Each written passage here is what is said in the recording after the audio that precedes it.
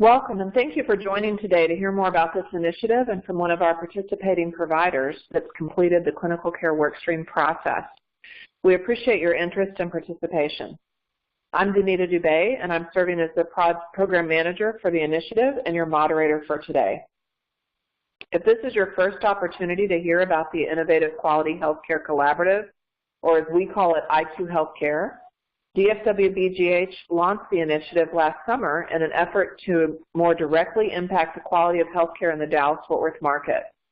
MSK is one of the top medical conditions facing employers today, and back surgeries are one of the most unnecessary procedures wasting significant dollars.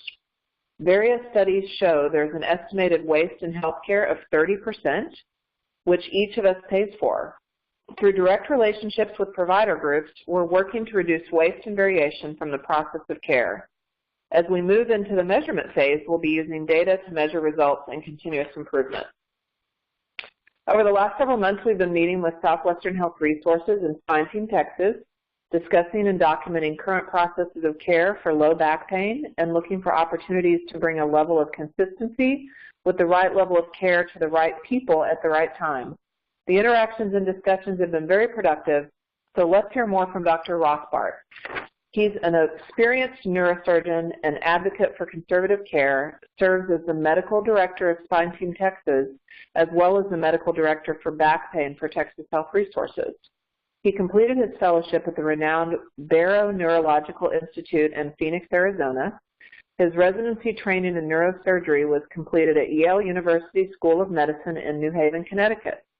Dr. Rothbart has many professional affiliations, and just a few of them are National Board of Medical Examiners, American Medical Association, Congress of Neurological Surgeons, and the North American Spine Society.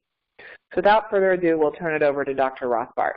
I believe you are all going to hear something that's going to be very unique in the healthcare delivery for spine care. So what our goal here today is really to talk about what's the value proposition of the approach that Spine Team Texas takes towards providing back and neck pain care. So I want to start by giving a little background about us. We began in 2004 with just a few providers at the site we're sitting in right now in South Lake. And the way this actually came to be was I was in practice in Chicago for about 5 years before I moved to Texas. And I joined a large neurosurgical practice. We had about 20 surgeons. And it was at that time in the mid-90s when I came into practice that I first met a type of doctor called a physiatrist or a physical medicine and rehab doctor. And they taught me a tremendous amount about both diagnosing spine conditions as well as non-surgical treatment. I had never even been exposed to this in any of my training, either during my residency or during my fellowship. And so what would happen is I was starting to see all these patients, and 90% of our patients, to me at least, didn't seem like they needed surgery, and yet there are only a couple of these non-surgical doctors. And so to me, the model seemed completely inverse as to what is the actual appropriate method of providing care. So I began thinking about this and thinking, well, couldn't we really create a practice where you had predominantly non-surgical providers and you had a few surgeons thrown into the mix? And so then I got recruited to the Metroplex. I originally was with the Baylor Healthcare System, and my good friend Mark Hood, who's here today, who's our CEO, he actually was part of that team that recruited me. Then Mark went off and did a few things, and then I came over to Texas Health Resources and we started our own practice, Spine Team Texas. And then some years after that, Mark Hebert, who's our COO, who's with us here today, and I bring them up because they have a great deal of expertise.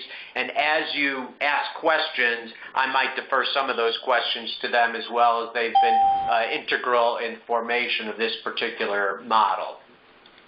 So one of the challenges, I know that all of you who are on this phone call currently recognize this, that the treatment of back pain is a problematic condition. And part of it is, back pain's a symptom, it's not a disease, and it ranges anywhere from muscle strain or psychological distress all the way through degenerated disc, cancer. So when you have a variety of causes that cause one particular symptom, it's easy to understand why so much angst on the one hand associated, well, I have this pain, might I have cancer, to it must be a degenerated disc, to I just was a weekend warrior and strained my back. Why you see so many different treatments and there's no uniform approach to treating back pain. So I want to take a moment to take you through the typical journey of a patient who okay, sorry about that. So patient calls the primary care doctor. Commonly what the primary care doctor will do is refer to a spine surgeon who then might offer surgery, or they might say, well, let's send you to a pain management doctor for injections, and maybe we'll throw in some physical therapy. And now what happens is the patient is going to end up with a series of injections. If I write a prescription for 4 weeks of physical therapy, they're getting 4 weeks of physical therapy because that's what the prescription says, and it doesn't matter if they haven't improved after a couple of weeks. They still, unless the patient just decides to quit doing the physical therapy, the therapist is obligated to perform therapy for 4 weeks. And the pain management doctors commonly will do these series of injections, even though there is no evidence-based medicine that states you have to have 3 epidurals, then you have to have facet injections. In general, if somebody's not responding after 1 or 2 injections, they are probably not going to respond whatsoever. So let's say the patient goes through all of that. The spend in the care has gone up dramatically, and this patient who's here in the center of all of this is wondering, who do I turn to now, because I saw the surgeon, and they're just kind of lost. Do I need surgery? Don't I need surgery?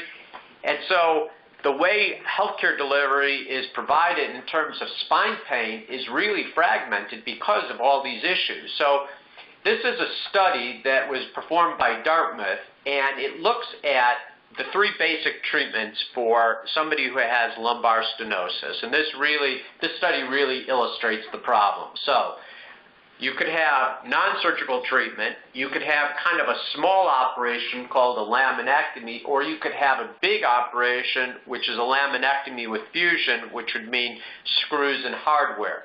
So in this map of the United States, the light-colored areas are the more conservative non-surgical approaches. The lighter color orange are laminectomies, and then the bright red, the darker red, are the areas where the highest rates of fusions are performed in the United States. And you'll notice North Texas is rock solid in the middle of that dark red area, and I don't think that would come to a surprise by anybody who's in healthcare. I want to show this MRI of a real patient that came to see me about 8 weeks ago and really illustrates the challenge here. So this patient calls up their PCP in absolutely excruciating pain, and the PCP gives them some oral steroids, prescription for oral steroids, and they get that, but the patient is in such bad pain that the PCP decides to order an MRI, and that's the MRI we're looking at here.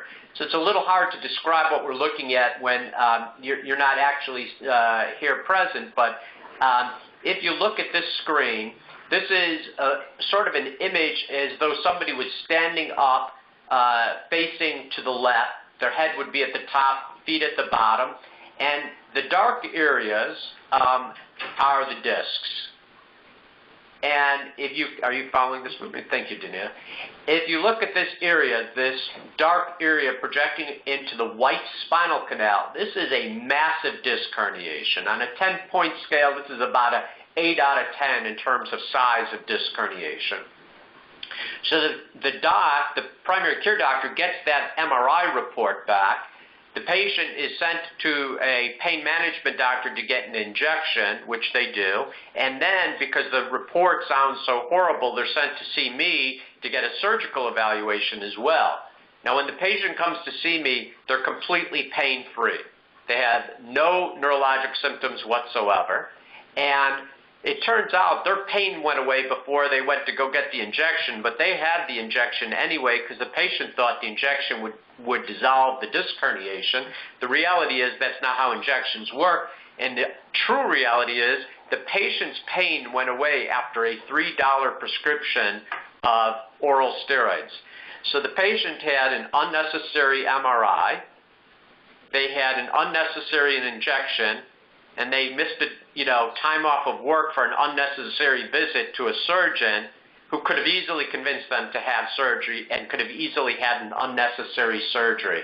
And so this hits the nail on the head, because the patient shows up to primary care doctors, and this is how treatment typically gets dictated. The other thing that commonly happens is sometimes patients get a, quote, small supply of opioids, and everybody's aware of the opioid crisis in the country, but when you think that 20% become long-term users after that initial exposure to opioids, for the employees that all of you on the call are representing here, this becomes a staggering disability, because when you cannot quantify the lost productivity based upon your employees under the influence of narcotics in the workplace. So it's a staggering problem. So all that's kind of setting the table to understand what we believe is the solution to this issue. So the Spine Team Texas model. We are a protocol-driven, evidence-based care model. What we do is we defragment the system, and we build a wall around the surgeon. And I am a surgeon, and I am telling all of you, the number one, if you could only do one thing to drive down your spend on spine pain, the number one thing to do would be to keep the patient away from surgeons, because it's really hard to get spine surgery if you don't see a surgeon. And so when surgery is required, utilizing minimally invasive approaches whenever possible, and we'll talk more about what that really means a little bit later. And then another thing that we're really excited about this year is our Spine Care Collaborative with Arasti. And we'll talk about how that came to be and what that's looking like as well. So, Spine Team Texas, we are 37 providers divided up amongst physicians, physical therapists, as well as nurse practitioners and PAs. And the most salient point on this particular slide is the fact that of all these providers, only 4 of those providers are actually surgeons, and these are a combination of neurosurgeon and orthopedic surgeons who specialize in minimally invasive spine surgery. So by utilizing this kind of formula, that's our method for keeping the patients away from the surgeon, except when it's absolutely necessary. And we'll look at some statistics of what the outcomes from that are. So when you look at the Spine Team Texas footprint around the Metroplex, we have 7 locations: North Fort Worth, South Lake, and Bedford on the west side, Prosper, Allen, Richardson, and Rockwall on the east side, and this is a 10-mile radius around the Metroplex. So I mentioned the Arasti initiatives. We took a look at this, and what we came to realize as we were getting to know Arasti in a meeting we were both asked to attend, we started talking to each other, Arasti and Spine Team, and realized we were both protocol-driven, we were both value-based, and we've had this major focus on patient education, because when you have pain, knowledge is power, and it can really do a lot to decrease the anxiety of the patients. And what Arasti does, for those of you who aren't aware, is the majority of the providers are chiropractors, but they do not practice traditional chiropractic medicine. What they actually do is manual therapy to treat musculoskeletal pain. And what that means is you're not seeing high-velocity manipulations and what you would typically associate with chiropractic care, but they're more kind of a hybrid between a chiropractor and a physical therapist, and they have treated a lot of patients. And the thing I really like about their model is that they will see a patient for just a few visits, and if they can't get them better, they don't treat them any further. And I think that's, number one, a cost-effective way, as well as a very ethical way about going to treat these patients. And the reason they have a 90% injury resolution rate, in my opinion, is they don't try to treat every patient. So when you call up Arasti, if you have certain types of problems, they won't see you to begin with. So we went down to San Antonio, their headquarters. We met with them. We looked at what their training program was like. We actually vetted them by talking with other groups around the country who they had partnered up with, and we felt like that was a very good match to our model. And so when we're looking at this, we wanted to make sure we were partnering up with somebody who demonstrated the high quality that Spine Team has. So they report that 99% of their patients would recommend Aurasti. We talked about the fact that they only go for a few visits, and it's all very personalized care. On the Spine Team side, we use Press Ganey to look at our patient satisfaction, and 95% of our patients would recommend Spine Team Texas. We have very low surgical rates, which I'll share with you in a moment. And we have a triage system that tries to get 95% of the initial visits with the right provider. We have 4 subspecialists. In allopathic medicine, there are 4 subspecialties that treat back pain. Physical medicine and rehabilitation, which also goes by the name physiatry, is 1. Anesthesia pain medicine is a 2nd. Neurosurgery is a 3rd, and orthopedic spine surgery is a 4th. And we tried to put all those specialists together, and by the way, we are the only model in the Metroplex that does have all that combination of all 4 subspecialists, and we did that because we wanted to be able to treat any type of spine problem that walks in the door. So our goal was make sure the patient sees the right provider first time around. Then when you start looking at the breadth and the footprint, if you take the combined number of Spine Team Texas and Aurasti providers, you have 80 to 85 providers that can provide care in the Metroplex. And so we'll skip ahead to this slide here just to show you that footprint. The triangles, the orange triangles are the Spine Team Texas site, and the little blue dots are where Aurasti providers currently are. So all these sites are either co-located or going to be co-located within a Spine Team Texas office or near site located so that there's great collaboration between the 2 groups. So in this collaborative, we have shared treatment protocols. We have a shared triage process. We talked about the locations, and because this is pretty complex to take these 2 models and have them work together operationally, we have a collaboration committee that meets on a monthly basis. Our next meeting is this Friday, and it's chaired by Mark Heppard, who's here with us today, our COO. And these are jointly represented between Spine Team Texas and Aurasti. And what we do is we talk about the clinical care issues as well as operational issues of getting the patients to the right places, making sure the patients are being treated appropriately. So in terms of, sorry about that, Danita.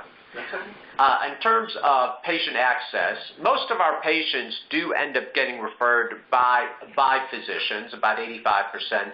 We've gone to a single call number, a centralized call center, so that these patients then are handed off to our triage process to be then scheduled an appointment to see the appropriate provider. So it's 1 phone number for all your employees to call. And we'll be able to track your health plan members through the group ID number. And then there's going to be a nurse navigator who will be able to make sure these patients are following the appropriate protocols. In terms of the patient intake, once a patient calls in, a nurse who will triage the patient asks them a series of questions, a few questions, and then if they've had any imaging, we'll then look at their imaging results, and based upon that, those criteria, they will be offered an appointment within 3 days from the time they call in. For patients who have a debilitating pain or some type of horrible problem on their MRI, or they're telling us that they're dragging their leg or some horrible problem, we will always create same-day appointments. And once the patient gets into our system, they go through a clinical algorithm that we have vetted internally, and this has evolved throughout the years. And this is a complicated slide, so I'm not going to go through the details of it, but I do want to point out the key details. So, first of all, patients who have less than 6 weeks of pain, they don't have any red flags, and by that I mean they're not saying they're incontinent, they're not saying that they're losing their ability to use their arm or their leg, things of that nature, the routine 99% of back pain and that type of patient, they're not getting an MRI. We have a major emphasis on non-surgical intervention, and patients without MRIs, they are not seeing surgeons. And as I alluded to earlier, we have a major focus on opioid avoidance. So who are the patients who see Erosity? Those are patients who've had less than 4 to 6 weeks of neck or back pain. They don't have any of those red flags that I talked about. And a lot of times when we're seeing somebody for a neck or a back issue, they might have a coexistent, shoulder issue, hip issue, knee issue that is what we term myofascial. It's related to the muscles and soft tissues. Those are excellent patients for Erosity as well. And anybody who has kind of non-neurologic type pain also does very well with Erosity. Then on the flip side, on the opposite end of the spectrum, who actually sees a surgeon?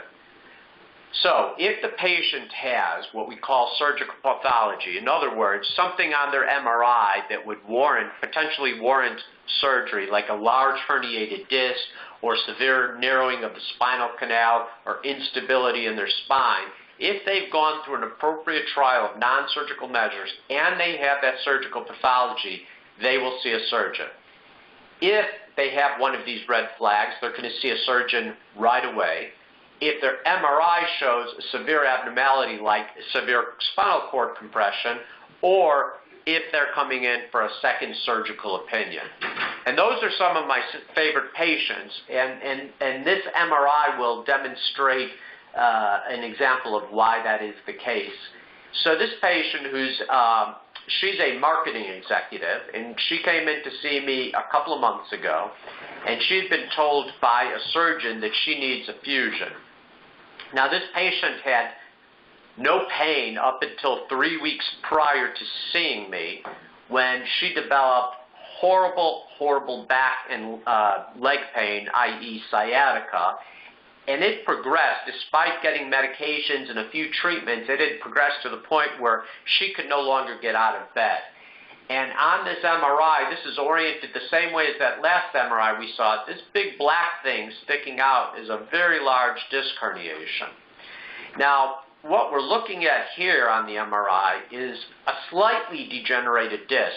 And if you notice, compared to this disc up here, it's dark, it's about 50% as tall as this one, and it has these white inflammatory changes in the bone.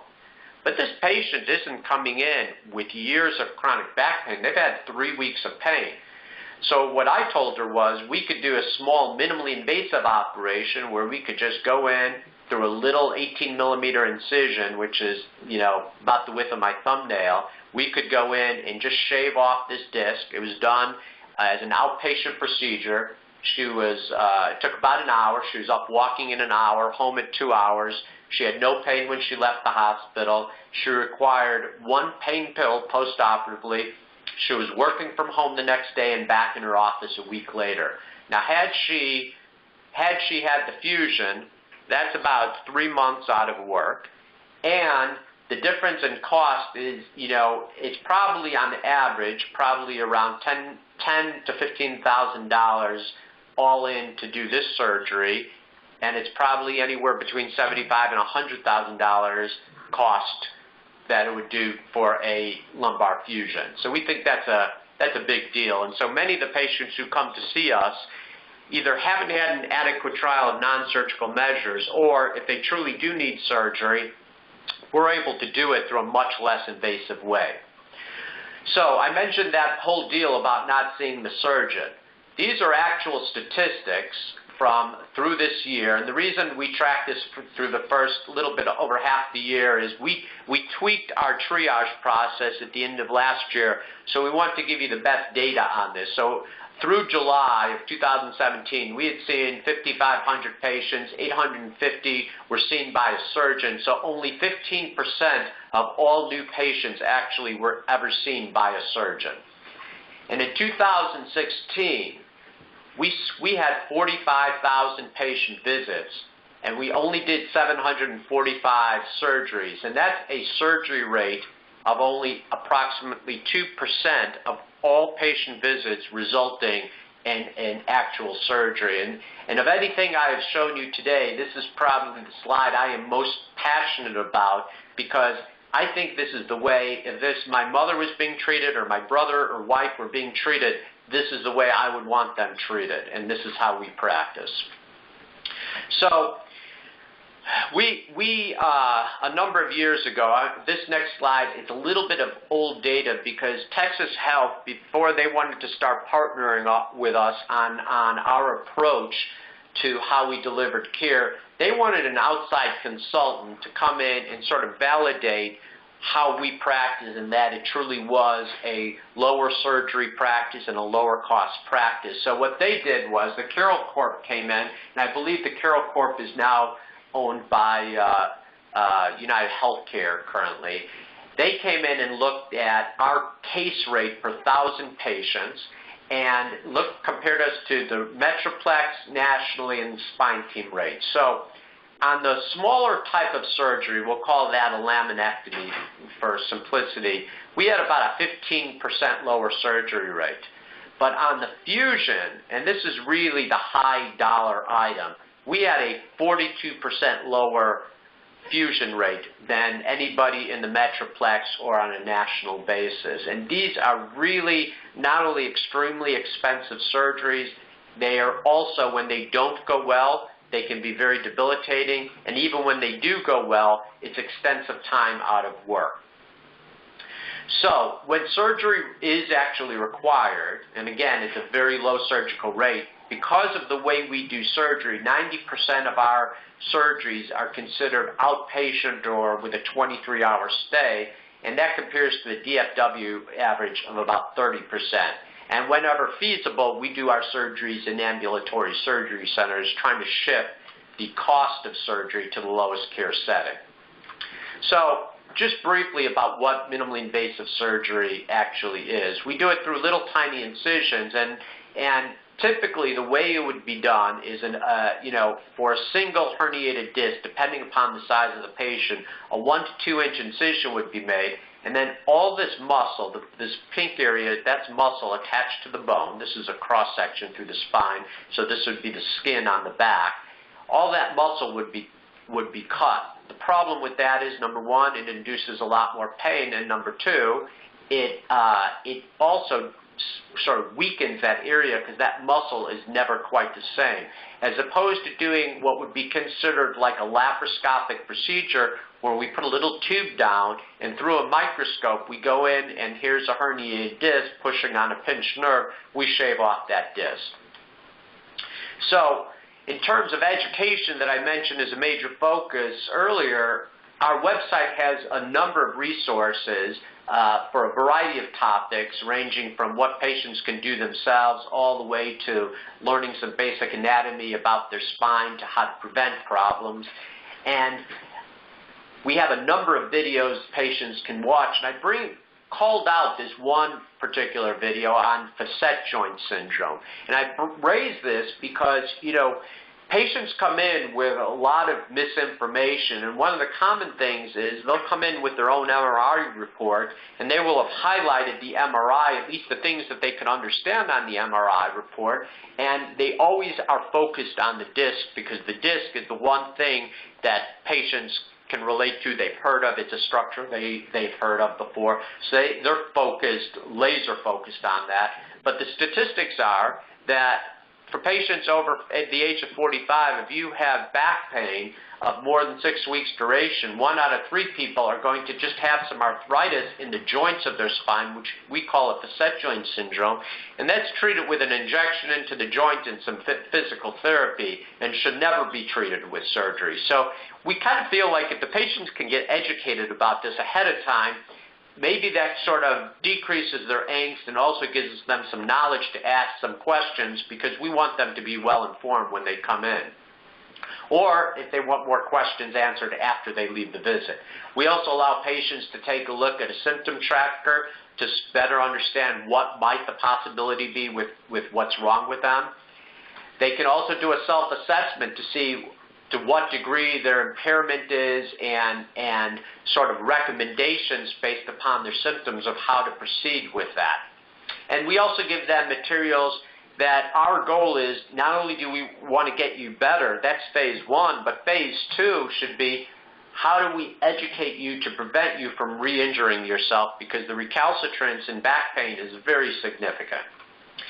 So right now, the room that we're speaking to you from is actually pictured in this slide. And every Wednesday morning, we did this this morning at 7:30 in the morning, all the physicians, we sit around a table, not only our physicians, our nurse practitioners, our PAs, and our physical therapists, and we present cases. We look at people's MRIs, their CT scans, their x-rays, and what this does is it gives us an opportunity to discuss complex cases, whether we're considering surgery. We get other surgical opinions. We get the question answered. Does everybody, even the non-surgical doctors, agree that this patient really would benefit from a course of surgical intervention?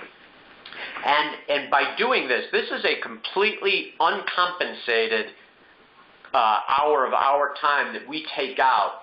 And so it's not a revenue-generating process at all. It's just simply the way we work, because we feel this is the best thing to do for the patient. So all of us are committed to that, and so we come in once a week early in the morning to discuss patients. A couple of other items I want to address before we open it up to questions are a few things that make us unique. We have certain clinical protocols, and one of those is our psychological screening, where we look for depression, anxiety, or addiction potential. And the question is, why would a spine practice do that? And the answer is that there's a very high incidence in patients with pain. The statistics are, if you've had pain for more than 3 months, you have a 75% chance of having depression or anxiety. And what the studies have shown, that if you have poorly controlled anxiety or depression, you have worse outcomes from spine intervention. So as these interventions don't work, patients keep seeking treatment, and the spend just keeps going up and up.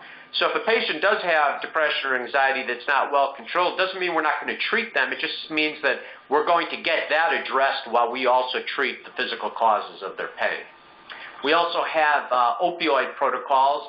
You've all read about this in the media. And so the CDC and the American Society of Pain Physicians have come out with certain guidelines. We took those two guidelines, we merged those two, and created certain protocols where patients have narcotics agreement.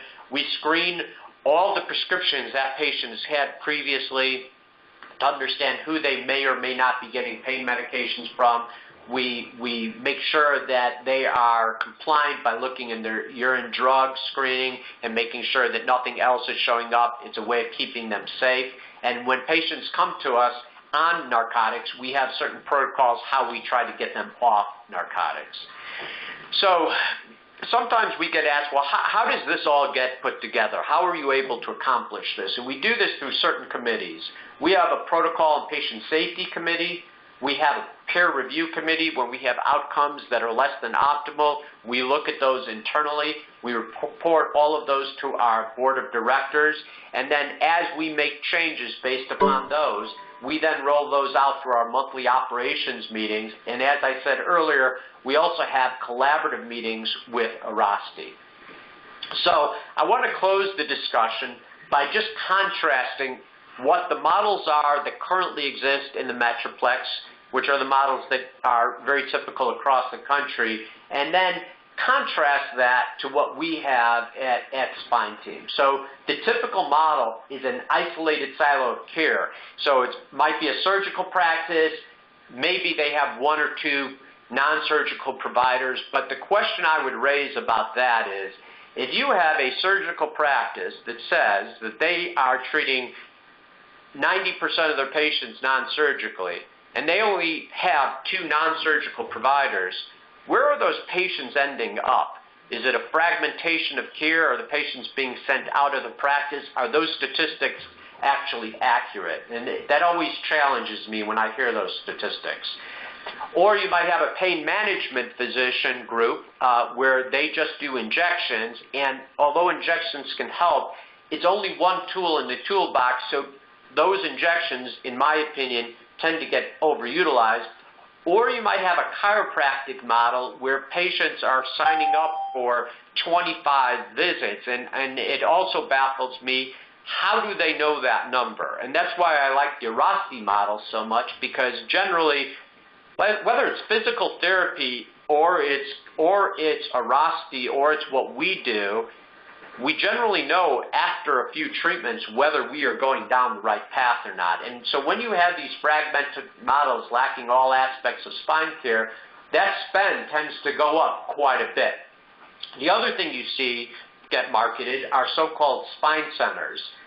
And so certain healthcare systems might have so-called spine centers, but there are competing stakeholders, and one thing what they say in the advertisement versus what is reality. So if you have a spine surgery group and you have maybe a hospital-based non-surgical group and maybe some other physicians thrown into that mix, are there actually treatment protocols, or are those stakeholders actually competing for those individual patients? And then a lot of groups will say they work with Orasti, but the question I would pose is, are there truly collaborative care pathways? Is every site in that spine surgery practice co-located or near site located, or are they just doing that in one or two locations? And so is this a marketing tool, or is there true clinical integration? That's in distinction to our model, where we have all four subspecialties, PM&R, anesthesia, pain, neurosurgery, orthopedic surgery, as well as physical therapy. Like I said, we're the only group that actually truly collaborates clinically and operationally, so that's why we like to think of ourselves as a one-stop shop. We've lowered our cost in a number of areas, but the two areas I would really focus in on are extremely low surgery rates and our low imaging rates. And we have a basic practice philosophy where we focus on the non-surgical treatment as the first-line treatment, but when surgery is needed, we do it minimally invasively whenever feasible and try to do it in the lowest cost care setting whenever possible. So I'll pause there and take any questions that all of you might have. Thank you, Dr. Rothbard. And just if you are trying to ask a question, just hit *6, and I'll try and take us off mute as well.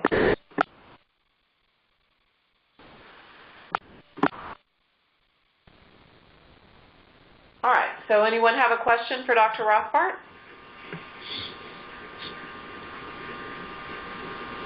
It's a quiet group on the phone. Virginia, is there anything you want to? So I'd ask, when someone first presents with uncomplicated low back pain and first starts the process, is there kind of a guideline as to about how long it takes them to kind of get to that pain-free existence again? So, statistically speaking, the average patient with uncomplicated low back pain, the outcomes are 90% are better within 6 weeks. And so even patients who do kind of home remedies oftentimes. So that's why we for those patients, we try to take the weekend warrior classic thing, we tend to take a pretty unaggressive approach in terms of what we do for them. Typical patient will get, non-steroidals, maybe a short course of muscle relaxants. We like to do physical therapy early on in those patients, or a Orasti, because in those patients, in the olden days, everybody got put in bed and said just rest, and we found that that's the worst thing you can do because muscle atrophy starts within 24 hours of bed rest. So what we like to do is get people active in a very slow, graduated process. But I would say for the average person who presents with isolated low back pain, you should have pretty close to a 90% success rate within 6 weeks. Thank you. All right. Any questions from the phone? All right. Did you have other wrap-up? Well, I just want to thank everybody for their time and attention. And anytime Spine Team Texas could be of benefit to your group, your organization, we would be happy to help, and we would welcome any discussions. Thank you, Dr. Rothbard. And capitalizing on that, we appreciate really the work you guys have done with us over the last several months as well, and the presentation today. And I mentioned at the introduction, the Employer Toolkit is live out on our IQ Healthcare Employer Member Only site, which you can get to off of the dfwbgh.org page. You should have received an email from Marianne and Cindy last month that had more details about that. The project team will also be following up with you in January to ensure that you have everything that you need and that you've had a chance to review the toolkit and ask questions. Dr. Rothbart and his team were kind enough to lend us some of their educational tools, so they're featured in the toolkit as well, the symptom checker that the presentation highlighted and some of the other educational videos. And then as he mentioned, if we have people who are looking for someone to maybe come out and do kind of a lunch and learn or feature a back pain topic or participate in a health fair, they're willing and able to assist us with that as well, and all of that's in the toolkit. So again, thank you for your time and attention today, and if you're interested in this recording, it'll be up on the member site as well in about probably less than a week. Thank you.